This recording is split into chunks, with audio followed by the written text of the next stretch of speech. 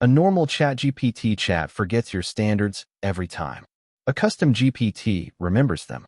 Today I'll show you, step by step, how to build one that does a boring recurring job for you. Emails, reports, summaries, or content drafts, so you stop re-explaining yourself from scratch. Step 1. Pick one job, not 10. Something you already do every week.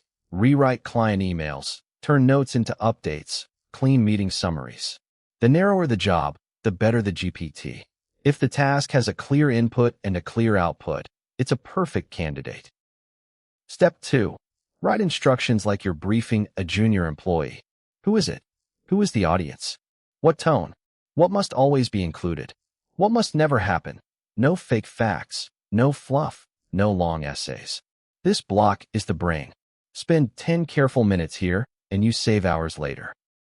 Step 3. Add examples. Paste 1 or 2 outputs you're proud of. If helpful, show a bad version and a good version. Custom GPTs learn your taste from samples faster than from abstract rules. This is how you stop getting generic AI voice. Step 4. Upload knowledge if you have it.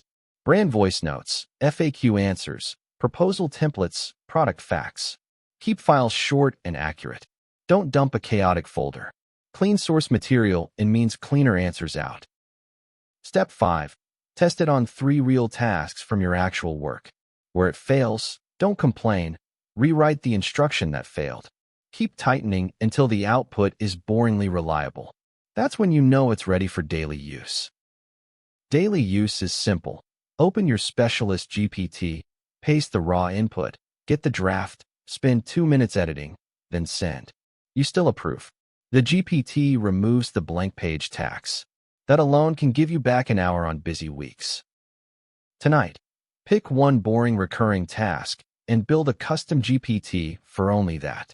Next video, I'm covering AI voice cloning, how scary good it is now, and how to use it ethically for your own narration.